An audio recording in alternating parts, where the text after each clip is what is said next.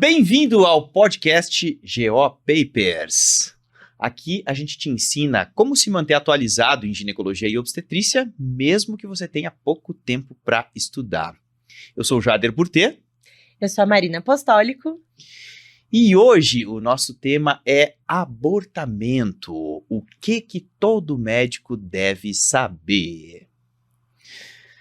Marina, o aborto, na verdade, é a complicação obstétrica mais frequente, né? Então, quando chega aquela paciente lá no seu consultório e ela fez um teste de gravidez, está super feliz, estava tentando engravidar, e aí ela tem um sangramento.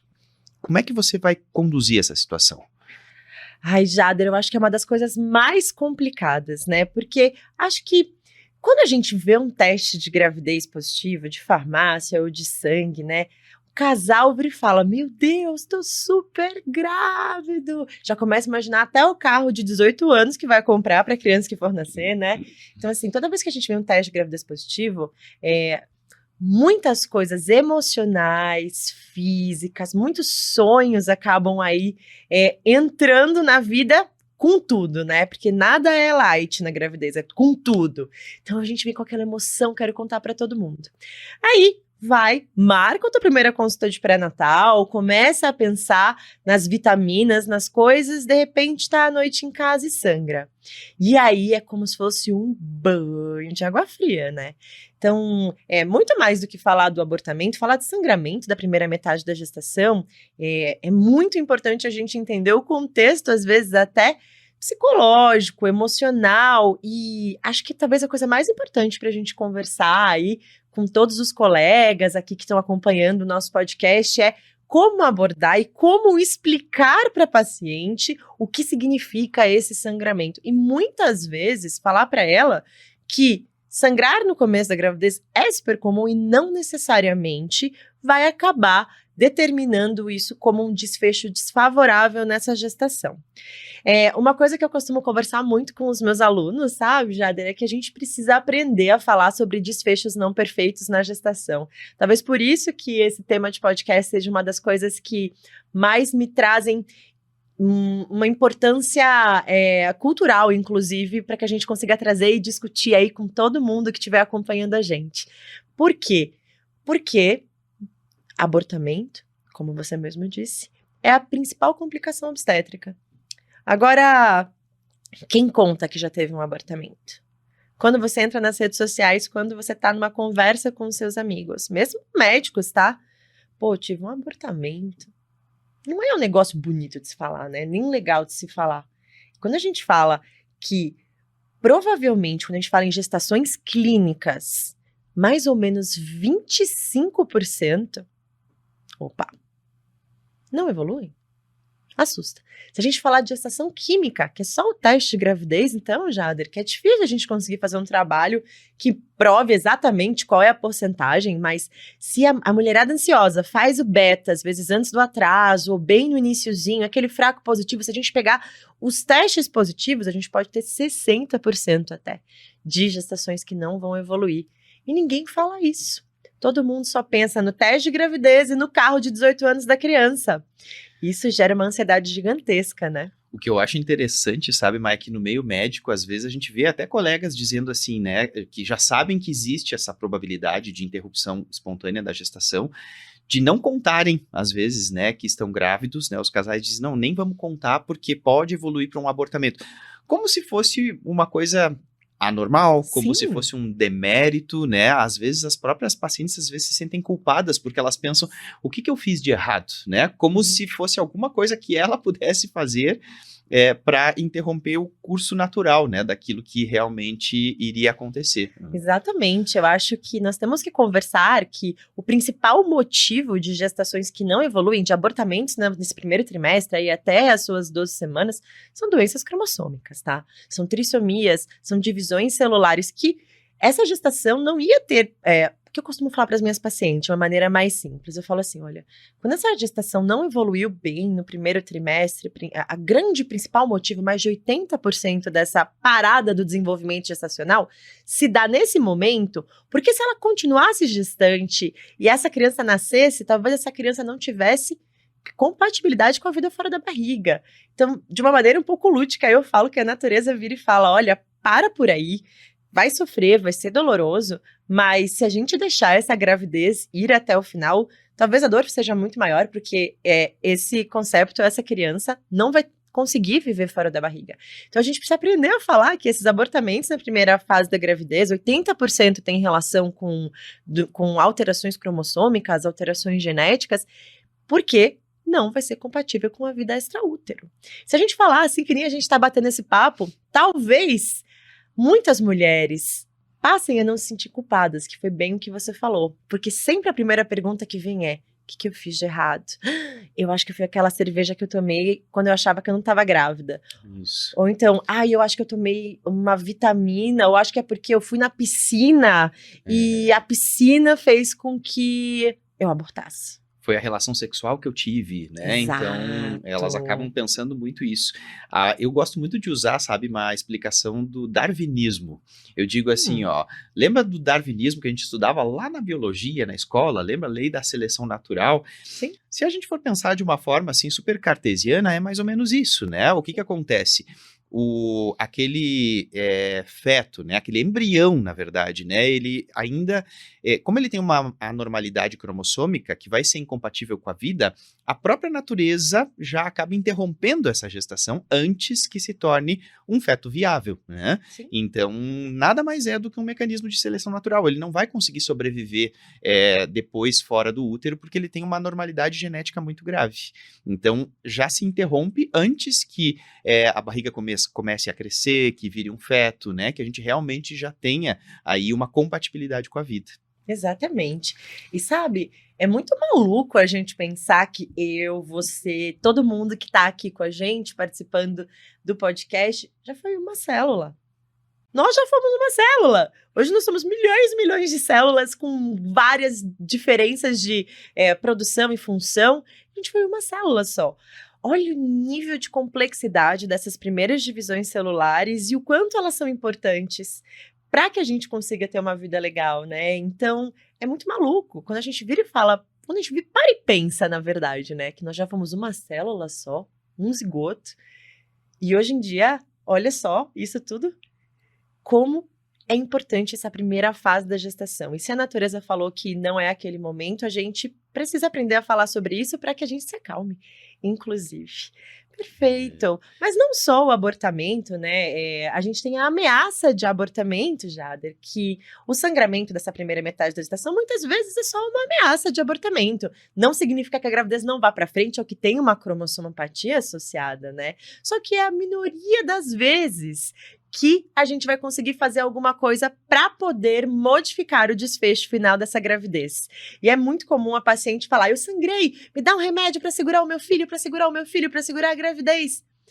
E aí começa a parte psicológica pesar e deixar essa paciente completamente assustada. Então a gente tem que aprender a falar que não existe muitas vezes o que fazer quando uma gravidez não vai evoluir mesmo. A gente sempre fala que a gestação, a maternidade, né, ela já vem carregada culturalmente de muita culpa, né, então assim, a culpa já começa desde o início, né, puxa vida, mas eu acabei perdendo, sim, você acabou perdendo porque realmente existia uma anormalidade cromossômica e foi uma questão natural, isso é totalmente da natureza, né, então a gente precisa ter esse trabalho. Acho que é importante para todo mundo que está nos escutando, né, saber orientar as nossas pacientes, tranquilizar as nossas pacientes de que realmente não foi nenhum tipo de coisa que ela tenha feito, né, que tenha gerado o abortamento. Isso é absolutamente normal, é fisiologia normal da reprodução e do desenvolvimento embrionário. Sim. E digo mais, eu acho que a gente deveria, os clínicos, todas as pessoas, porque assim, você tá no elevador, você tá com um aventalzinho assim no braço, você tá descendo com a vizinha. Ai, você é médica, você não sabe, tô grávida. Você vai ser questionado sobre obstetrícia. Você pode detestar a obstetrícia. Vai ser questionado, inclusive quando você estiver diante, talvez, da gestação na tua família, ou em você, ou na sua esposa, né? Então, a obstetrícia não tem jeito, não adianta querer fugir. Você vai ser questionado no elevador, na porta, pela tua família, em todos os lugares. Então, gente, a gente precisa saber e falar isso com clareza. Eu vou até falar assim com muita clareza. 1 em cada 4 mulheres vai apresentar uma perda gestacional de primeiro trimestre na vida. É muita coisa. E isso precisa ficar bem claro na cabeça de todos os profissionais de saúde. Tá certo? Bom, Marina, quais são os exames que são obrigatórios para o diagnóstico de abortamento? Então, Jader, aí começa, né? Meu Deus, eu sangrei, ou realmente, será que eu perdi ou não? Doutor, eu quero fazer todos os exames possíveis, né? As pacientes sempre veem agora, pede tudo, pede tudo. Bom, gente, como vocês já ouviram, não existe um exame que eu consiga fazer para detectar se tem uma anormalidade cromossômica ou não no início de uma gestação. Então, o que a gente pode vir a tentar ter uma ideia é através do beta-HCG quantitativo, por exemplo, Jadre. Então, a gente sabe que numa gestação que tem uma chance maior de evoluir, esse beta vai duplicar a cada 48, 60 horas. Alguns trabalhos estão falando até para a gente esperar um pouquinho mais. Então, às vezes, isso pode dizer alguma coisa, mas bater martelo não vai bater. Quando a gente fala do beta-HCG quantitativo, que é aquele que vem, né, a fração numérica de quanto da gonadotrofina coriônica a gente tem no sangue, não vai falar pra gente se vai evoluir ou não, mas pode dar uma ideia. Mas a gente vai usar principalmente para exclusão de gestação ectópica, que é um outro motivo de sangramento do início da gestação, né? Então, a gente vai utilizar ele muito mais para poder excluir uma gestação ectópica do que para bater martelo de gestação não evolutiva da primeira metade da gravidez. Ultrassom transvaginal é um outro exame que toda paciente vai querer fazer. Pô, sangrei, tô grávida, vou fazer ultrassom. Mas aí o que acontece? Aquela paciente que fez o teste no dia que atrasou a menstruação ou antes do atraso, porque você chega na farmácia, né, Jader? Tem lá, teste antes do seu atraso. Descubra que você está grávida 3, 4, 5 dias antes do seu atraso menstrual. Aí você sangra, você fala, eu quero ver alguma coisa no ultrassom. Então, Jader, eu acho que é muito importante a gente conversar sobre a partir de quando a gente vai conseguir ver alguma coisa no ultrassom. Porque nós começamos como uma célula, e uma célula não é visível ao ultrassom, né? Então, a gente precisa aprender a tranquilizar e orientar essas pacientes, porque elas vão querer tudo, mas a gente muitas vezes não pode oferecer um diagnóstico ou uma resposta imediata. Às vezes é só o tempo mesmo que vai dizer pra gente se é uma gravidez que vai evoluir ou não. E apesar do ultrassom ter evoluído tanto, né, eu sempre digo para as pacientes isso, ele não tem aquela habilidade de ver coisas microscópicas que o olho humano ainda não vê, né? Exato. Apesar de que a gente tem uma acurácia grande, né, do ultrassom. Então, vamos falar um pouquinho assim sobre os parâmetros técnicos, né? A partir de quando que a gente consegue visualizar o saco gestacional no ultrassom? A partir de quando que a gente consegue ver o embrião, né? E a partir de quando que a gente consegue auscultar o batimento cardíaco, né, desse fetinho? Perfeito. Nós temos diversos guidelines, mas o guideline mais utilizado no mundo, tá? Pelo American College, pela Sociedade Internacional de Ultrassonografia, aqui no Brasil também, eles falam que eu precisaria ter mais ou menos uma idade gestacional ao redor de 5 semanas, entre 5 e 6, para eu ver um saco gestacional, tá certo? Não necessariamente eu vou estar vendo vesícula vitelínica ou embrião ainda. Então, se a minha expectativa é ter um saco gestacional, entre 5 e 6 semanas, um beta-HCG maior do que 1.500 a 2.000, tá certo? Aí, a gente vai conseguir ver um saquinho gestacional. Acima da 6ª semana, se for uma gestação de datação adequada, aí a gente passa a querer ter mais chance de ver embrião. Mas não significa que a gente vai ter batimento cardíaco nesse embrião. Só uma coisa, entre o aparecimento do saco gestacional e do embrião, aparece a vesícula vitelínica, que é uma outra particularidade que a gente não conversa tanto aí na faculdade de medicina. Então, para a gente ter uma ideia, saco gestacional, vesícula vitelínica, aí ao redor de 5, 6 semanas, depois da 6ª semana a gente começa a querer ver embrião, e a gente só tem que ter batimento cardíaco correto e visto no ultrassom quando o comprimento cabeça-nádega desse embrião for maior do que 7 milímetros. Antigamente, a gente falava em outros parâmetros. Então, agora, a partir de um CCN, né, que é o comprimento cabeça nádega, de 7 milímetros, a gente precisa ter aí batimento cardíaco. E normalmente esses sangramentos acontecem, a gente vai fazer ultrassom, a paciente acha que ela vai ver um bebê ali, né, Jader? E vê só a bolinha lá de água transparente, saquinho gestacional, e fala, ixi. E aí... O famoso feijãozinho, né? O feijãozinho. A ansiedade vai pra lua. Então, assim, o que eu costumo orientar para as pacientes é assim, vamos coletar um beta, vamos ver como é que tá o beta. A depender de quanto tá o beta, aí vamos fazer o ultrassom. Porque se ela for fazer um ultrassom com um beta de 50, não vai ver nada mesmo.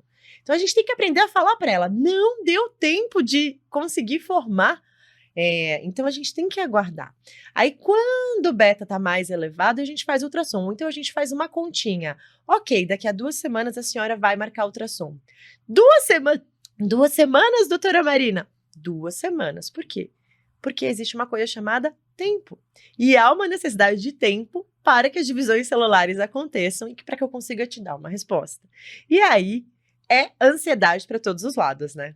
E é importante a gente que é médico saber orientar, né, explicar para as nossas pacientes essa questão da ansiedade, né, que realmente é um fator que a gente sabe que existe, é natural, especialmente quando é uma gravidez extremamente desejada, né, Sim. mas a gente tem que saber lidar com essa ansiedade, né, e esperar o tempo, porque dependendo do momento, se você fizer muito precoce o ultrassom, né, realmente vai gerar mais ansiedade ainda, né? Porque a gente vai olhar, não tem nada ainda. Puxa, mas será que eu abortei? Ou será que a gravidez está fora do útero, né? E aí começa a vir, né, todos os serás e todos os Cs, né? Então, o ideal realmente é a gente aguardar aí o tempo correto, né, para fazer o ultrassom. Sem dúvida. Eu acho que isso é o grande ponto do nosso podcast de hoje, é saber orientar isso. Que não adianta querer as coisas para a hora. No início da gestação, precisamos ter tempo para que as respostas apareçam. E que muitas vezes a gente não tem muito o que fazer a não ser aguardar. Porque a gente não tem como mudar alterações cromossômicas no embrião. Perfeito? Gente, uma outra coisa que eu acho que é importante a gente falar é que quando aparece o saquinho gestacional, Jader, existem tamanhos também saquinho, porque existe um tipo de gravidez que não forma embrião. A gente chama de gestação anembrionada ou anembrionária, né? Depende do livro que você pega, ele tem um nome diferente, mas às vezes a gente tem saquinho gestacional, mas por algum motivo o embrioblasto não se forma, não progride a evolução. Então a gente tem saquinho gestacional sem embrião. E a gente também precisa de tempo para poder ver isso. Então, o que os guidelines atuais falam?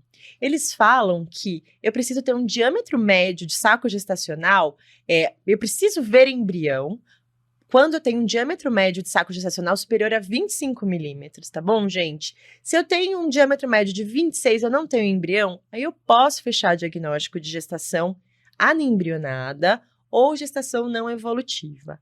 Ai, mas e se a gente esperar mais um pouquinho?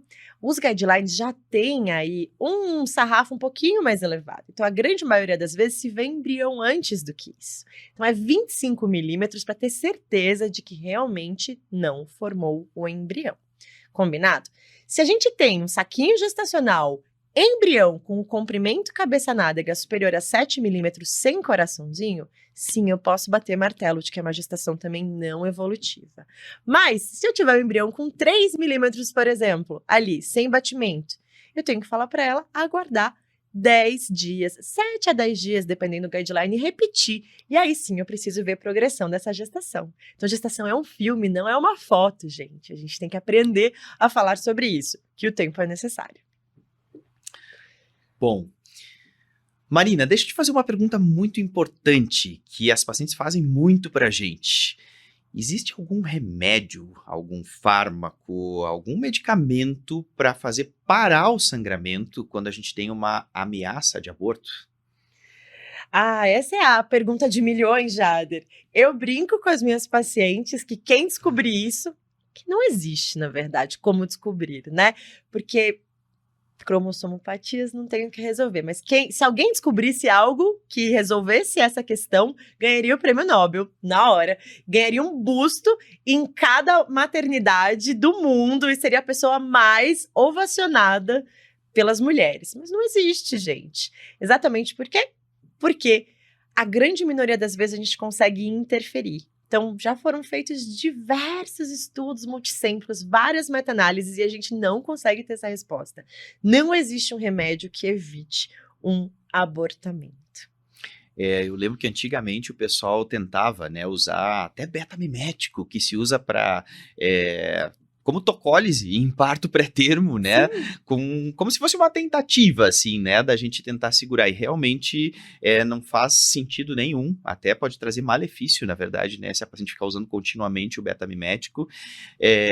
Tem vários medicamentos, tem a progesterona, né, que também, a progesterona sempre foi aquela coisa, né, primeiro se usava, depois se parou de usar, depois se usou de novo, né, e a gente tem aí as evidências nos mostrando que realmente não tem nada robusto, né, de que ela realmente vá nos ajudar, porque exatamente isso que você falou, né, o problema é genético, né, o problema é uma provável aneuploidia que exista aí nesse embrião, e é a natureza que está interrompendo essa gestação, não tem nada no organismo da mulher que a gente possa fazer, algum tipo de interferência clínica ou cirúrgica que vá impedir que essa perda aconteça.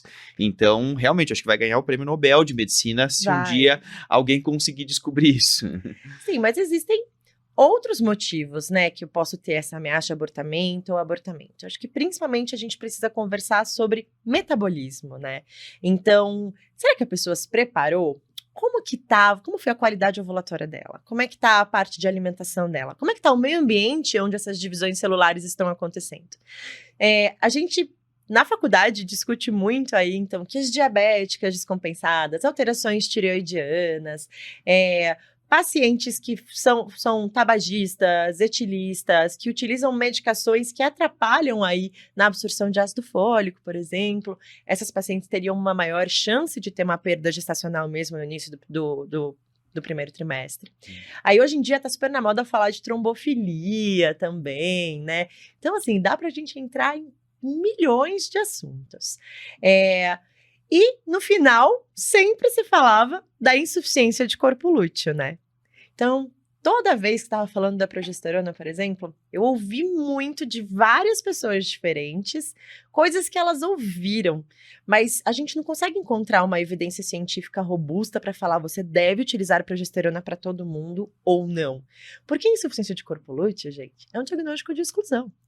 A gente não tem um valor, eu não consigo coletar a progesterona da paciente e falar esse é o valor de corte para insuficiência de corpo lúteo.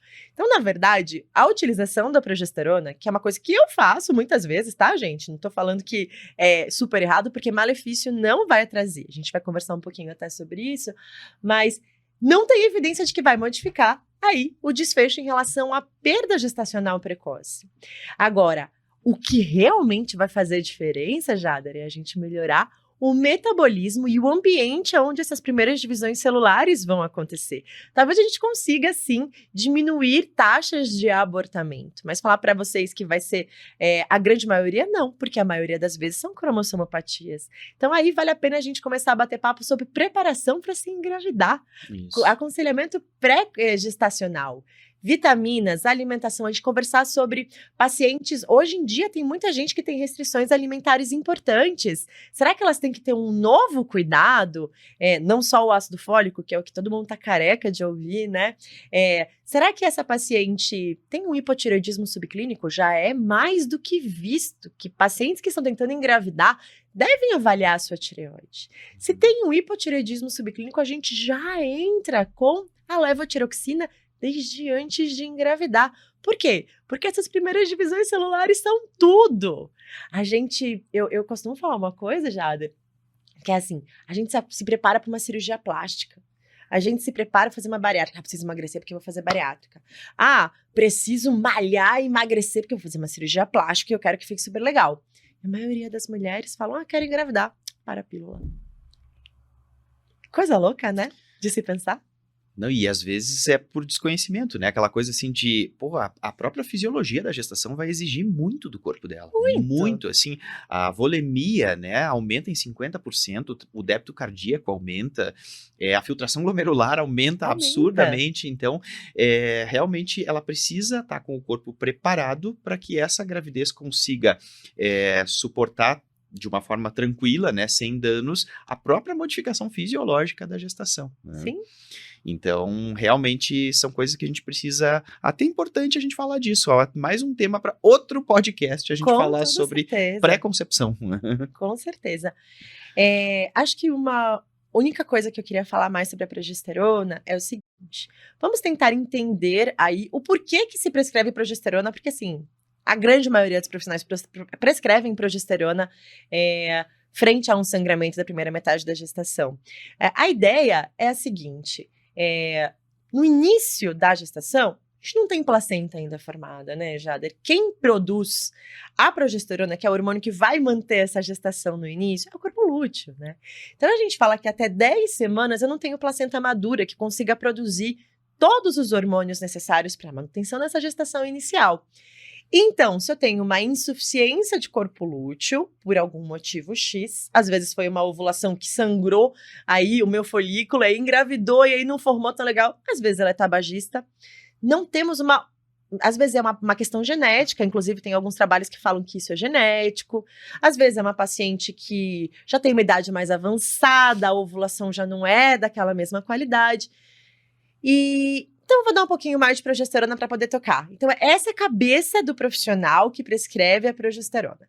E assim, se você for parar para pensar, não vai impedir o abortamento quando o motivo é um motivo cromossômico ou um motivo genético. Então eu vou estar suplementando um pouco de um hormônio que é esperado que eu tenha na gestação, para evitar aí essa minoria de casos que seria por uma baixa de produção de progesterona pelo corpo lúteo. Então, em teoria, inclusive é legal a gente falar isso, a progesterona teria algum tipo de benefício perante uma ameaça de abortamento somente até 10 semanas. E isso sem evidência científica robusta dizendo que vai fazer alguma diferença. E o que a gente vê por aí é o pessoal que deixa paciente com progesterona aí, assim, a perder de vista, só que já tem placenta. Então, se for visando a insuficiência de corpo lúteo, a gente vai estar fazendo um tratamento inadequado, porque eu já tenho placenta. Sim, realmente acaba perdendo o sentido, né? A gente já tem o órgão endócrino que vai estar produzindo a progesterona. Exatamente. A ideia seria esse up na progesterona para tentar ver se a gente consegue melhorar aquela pequena porcentagem relacionada à baixa de progesterona endógena. Então, dê uma olhada, quantas pacientes eu preciso usar a progesterona para que eu tenha realmente efeito, tá certo? Então, por isso que a gente não tem um respaldo de evidência científica adequado para o uso da progesterona. Tanto via oral quanto via vaginal, tá? Então, teve até um período que falou que teria até alguma diferença. Tem uma revisão da Cochrane, não sei aí como é que vocês fazem. Cada vez eu escuto de uma maneira diferente. Até vou querer saber como é que você fala. Eu falo Cochrane, mas eu já vi muita gente falando Cochrane também. E Cochrane, né? Assim, A gente acaba portuguesando, né? Exato. E então, eu já vi que tem duas revisões sistemáticas imensas, controversas. Então tem uma de 2016 e uma de 2018. 2016 falando, ok, pode usar que vai ajudar. 2018 falando, não tem evidência nenhuma. Então, no final das contas, gente, as orientações da maioria dos protocolos internacionais e nacionais é assim, divida isso com a paciente, oriente que muitas vezes isso não vai resolver ou salvar a vida, mas também não vai trazer malefícios. Mas o legal da gente falar é que a progesterona, ela tem uma evidência claríssima para uma outra coisa, que é prevenção de parto pré-termo. Então, eu acho que é muito legal a gente ter esse bate-papo para deixar claro, não só para os nossos colegas ginecologistas obstetras, mas para os clínicos, para o pessoal que faz pré-natal do posto de saúde, os médicos da família. Gente, a progesterona, a gente tem que entender quando prescrever. Se você está pensando aí numa ameaça de abortamento para segurar essa gravidez, você vai estar pensando em relação a uma insuficiência de corpo lúteo e até 10 semanas seria a tua cabeça. Malefício você não estaria fazendo. Agora, se você quer indicar uma progesterona para prevenção de prematuridade, outros 500, apesar de ser o mesmo medicamento, outros fins e outra periodicidade de uso. Aí sim, a gente sabe que tem prevenção e tem evidência científica correta. Excelente. Bom, Marina, uma pergunta que eu acho que todo médico tem essa dúvida, que é a questão do repouso. O repouso realmente deve ser indicado? Ele vai ter algum tipo de diferença na paciente que tem uma ameaça de aborto? Bom, Jader, aí voltando a falar da questão emocional, da questão psicológica e da questão técnica. Então, acho que quem não está habituado a lidar com grávida, é super difícil essa relação. Então, quando é o clínico, quando é o médico de família que está fazendo pré-natal, fica meio assim, né? Então, saindo do pressuposto de que a maioria dos abortamentos tem relação com aneuploidias e cromossomopatias, o repouso não tem nenhum tipo de influência, tá certo? Então, o desfecho não vai mudar. Só que, então, tanto que a gente tem algumas meta-análises e revisões sistemáticas que já provam isso. O repouso não muda. Só que a paciente, se ela muitas vezes fala, mas como assim? Então eu posso ir trabalhar, eu posso fazer as coisas, isso não vai mudar o desfecho da minha gestação?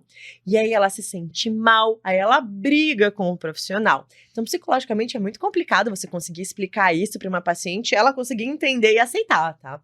Então o que a gente pode falar é, não tem nenhum tipo de evidência científica de que o repouso mude desfecho de uma gestação que não vai ser evolutiva. Mas, se você quiser afastar essa paciente neste primeiro período, quando ela está com sangramento, se ela estiver sintomática, com cólica, isso não é uma coisa inadequada, porque a gente tem que olhar para aquela paciente como um todo, não só como uma paciente que está sangrando uma massa de abortamento. Ela é um ser humano numa situação de vulnerabilidade emocional e de expectativas e sonhos que está com medo de acontecer um desfecho não habitual social, porque é habitual do ponto de vista clínico. E é exatamente esse o ponto. Na prática, a gente não tem que pensar como uma condição eminentemente técnica, né? Perfeito. A gente sabe que tecnicamente realmente não faz a menor diferença, não tem nenhum estudo que comprove que o repouso vá reduzir a ocorrência do desfecho, né? Porque se é para acontecer a perda, porque existe ali alguma cromossomopatia, ela vai acontecer fazendo repouso ou não fazendo repouso. Mas é exatamente isso, gente. Então, para quem está nos assistindo, é importante vocês saberem isso, que a gente indica o repouso, vocês quando passaram pelo estágio da obstetrícia, vocês devem lembrar, né? Chegava a paciente lá na emergência com queixa de sangramento, e aí a conduta era a gente orientar o repouso. E aí você até questionava, né, o seu preceptor e dizia, pô, mas por que prescrever repouso, né? E ele dizia sempre isso, né?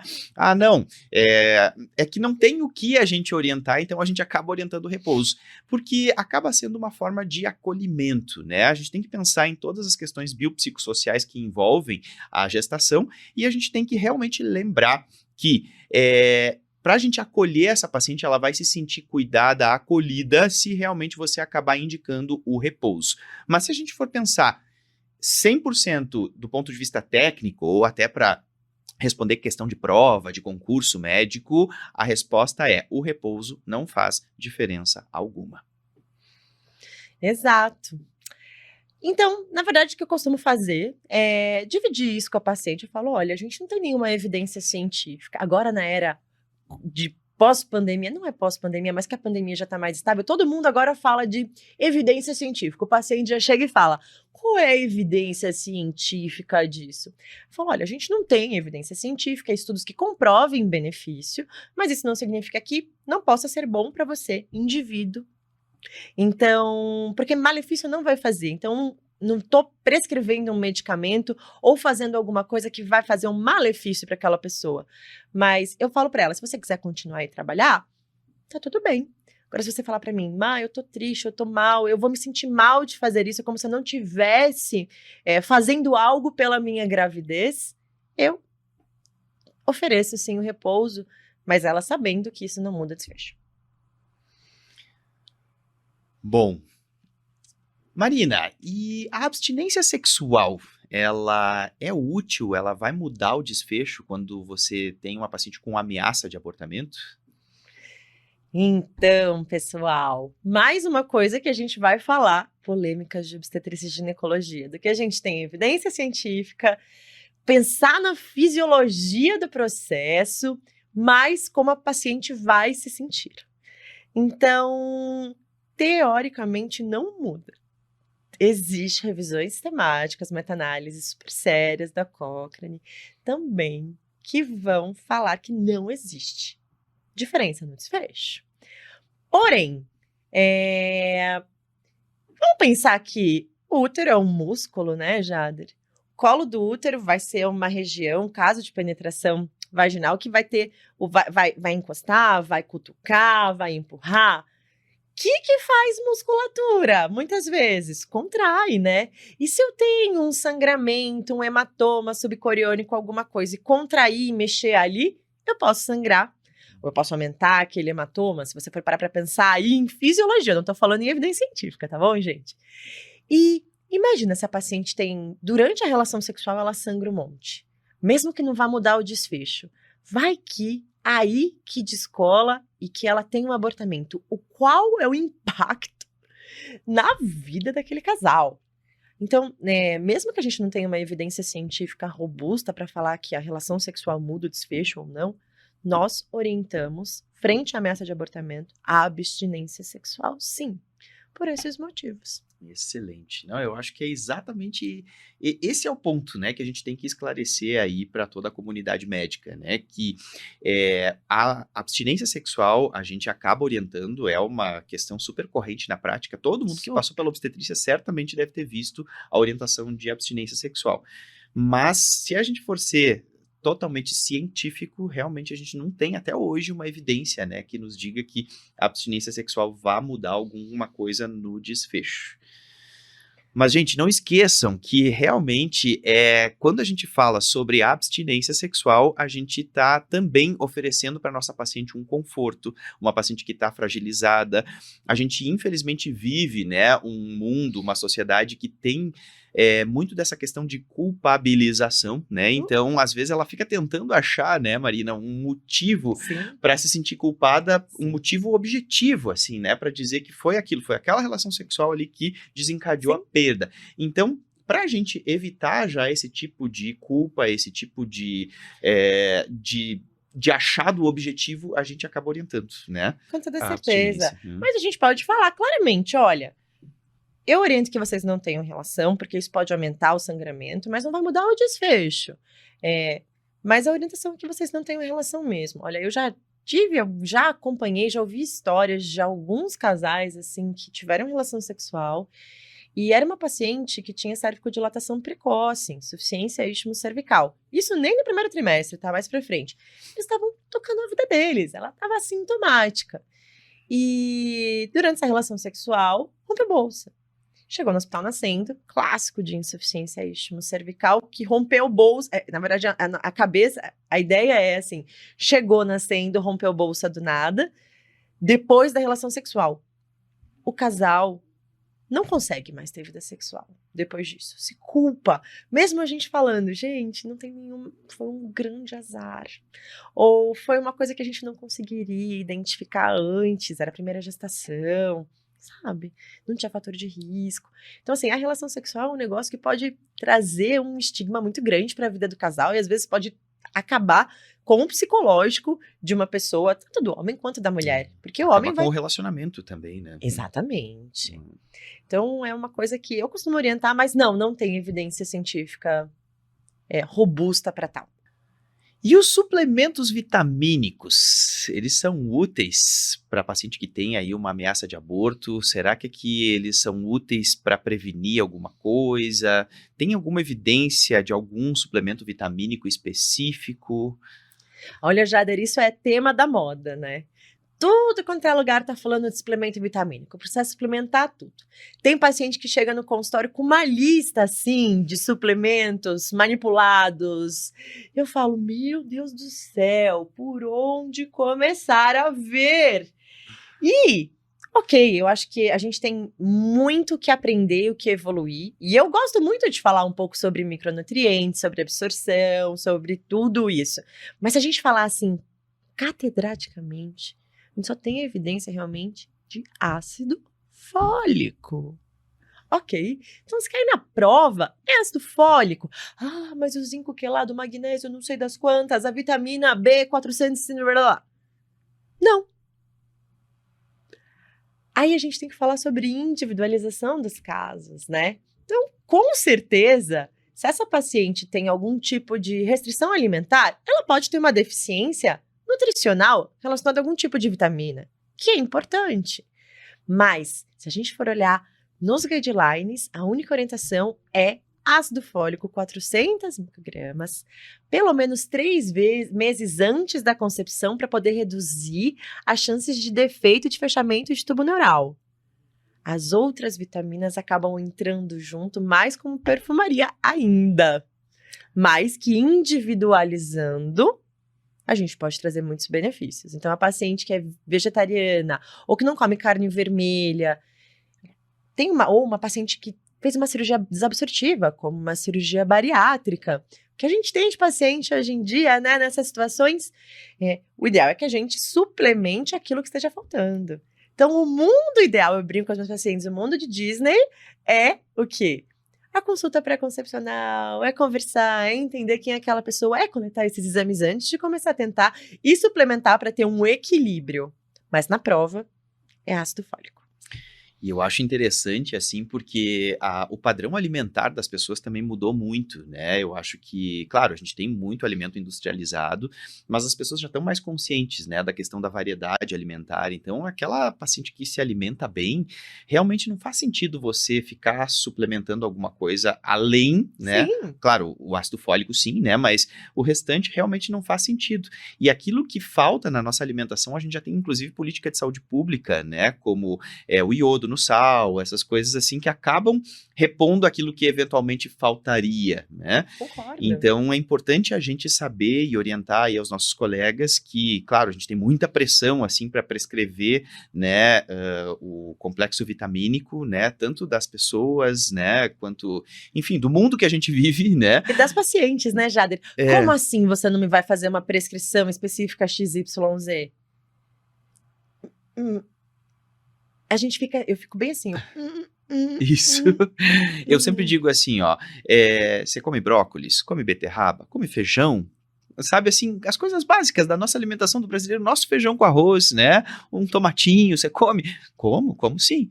Então tá, a gente não precisa, né, colocar coisa a mais. Realmente a nossa alimentação, se ela é balanceada, se você fizer, não precisa nem saber nada de nutrição, se você sabe só que um prato colorido é o ideal, né, quanto mais colorido for, é o ideal para você ter aí todos os tipos de vitaminas que são necessárias, isso é o suficiente, né? A gente não precisa... Isso é uma coisa legal que você falou, é até bacana a gente pensar aí na multidisciplinaridade que a obstetrícia sim, demanda.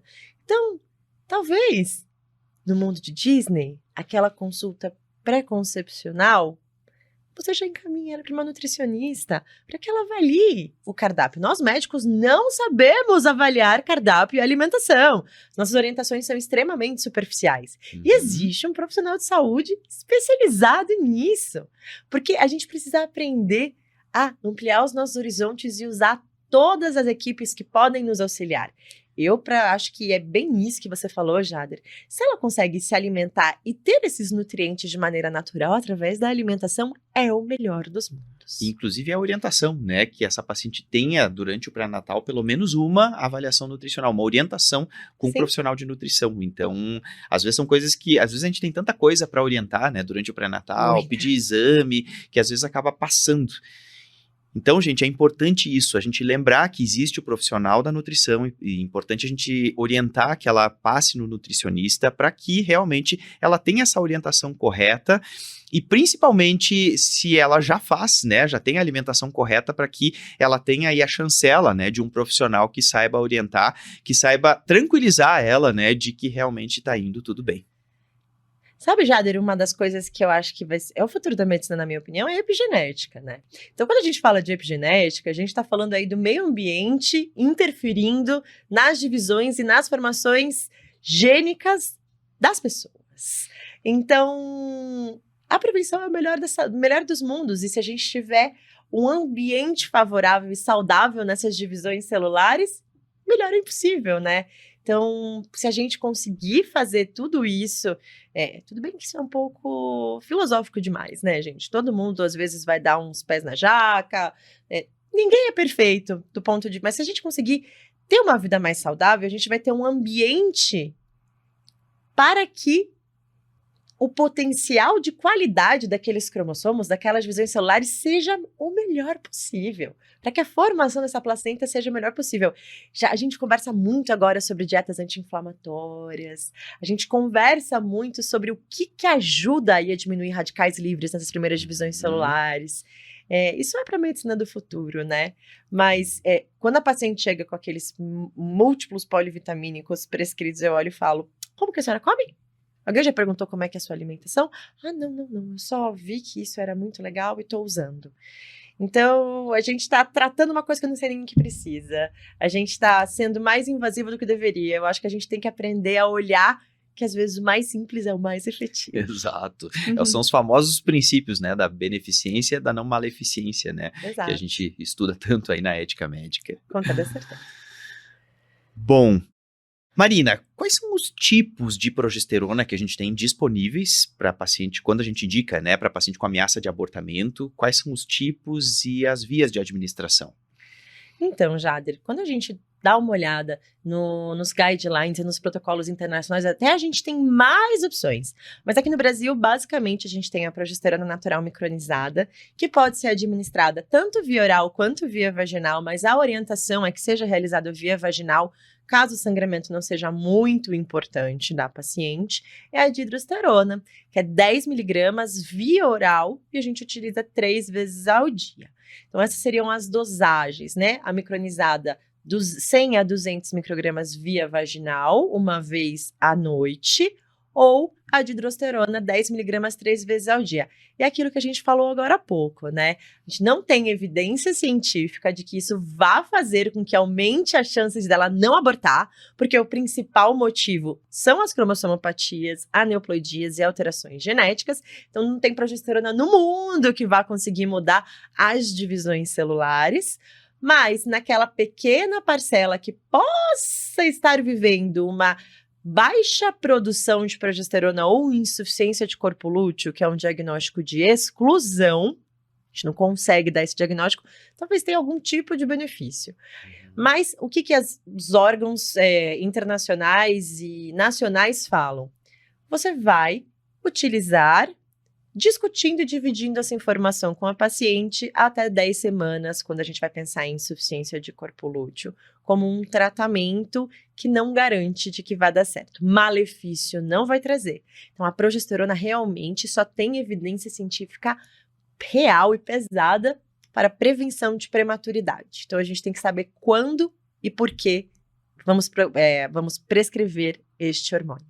E a dose da micronizada, na verdade, quando a gente previne prematuridade, né, na paciente que tem colo curto ou que tem história de parto pré-termo, é 200 microgramas, né? Então, sim, a gente tem aí umas doses praticamente similares, exato, né? Mas é importante a gente falar para os colegas, né? Porque tem gente que se sente muito mais seguro, né, em prescrever para essas pacientes, às vezes também porque a paciente verifica que a paciente também está querendo, né, que seja prescrito nessa decisão conjunta. Super. Então, acho importante a gente poder colocar isso, né? Quais são as opções que a gente tem. É até legal a gente falar isso, porque muitas vezes a paciente chega e fala: e você não vai fazer nada? Você não vai tentar nada? Porque vem aquela angústia, né? E aí você fala, tá, toma aí a progesterona. Basicamente isso acontece com muita gente, né, Jader? Aqui. Mas a gente tem que falar para ela, olha, infelizmente não existe um remédio que faça, que vai evitar que a senhora tenha uma perda gestacional inicial, um abortamento inicial, caso isso tenha uma relação direta com alterações cromossômicas e genéticas, que é a grande maioria. Mas ela vai se sentir acolhida. É aquilo que a gente já falou um monte aqui no nosso podcast hoje. Exatamente. Perfeito. Mark, foi um grande prazer, assim, ó, muito legal, muito bom a gente poder ter esse bate-papo aí, super legal, super descontraído, assim, que a gente trouxe tanto questões técnicas quanto questões práticas do dia a dia, né, de quem atende pacientes, não só para o profissional que faz especificamente a especialidade de GO, mas também para estudante de medicina, para quem trabalha como clínico, como médico de família, né, para todos os nossos colegas profissionais aí que atendem sangramento de primeiro trimestre. Eu acho que foi um bate-papo bem enriquecedor, assim, para todo mundo. Eu acho que as pessoas falam assim, abortamento, eu já assisti aula, eu já li alguma coisa. É um tema tão grande e é uma coisa que clinicamente A paciente demanda tanto que muitas vezes o profissional que não está habituado a lidar com essa paciente fala, caramba, e aí, o que eu faço? Então, eu acho que a gente precisa aprender a falar sobre riscos, sobre gestações que talvez não sejam perfeitas e sobre a possibilidade de uma perda gestacional acontecer com quase todo mundo. Exatamente. A gente precisa parar de romantizar muitas vezes a gravidez. É exatamente isso. Gente, muito obrigado, então. Nós somos o GO Papers. A gente, então, pede para que vocês se inscrevam, compartilhem. A gente está aí justamente para poder compartilhar conhecimento, fazer um bate-papo legal, bacana e poder dividir com vocês aí o que a gente tem de experiência na especialidade, aprender juntos. Eu sempre digo que o bacana da gente trabalhar com profissionais, com colegas, e o fato da gente ser professor é uma coisa muito bacana porque a gente é um eterno aprendiz, a gente aprende muito também com todos vocês. Então se inscrevam, compartilhem e a gente está sempre junto aí para novos podcasts e também novas sugestões aí de temas para a gente poder debater. Obrigado, gente. Obrigada, gente. Até a próxima.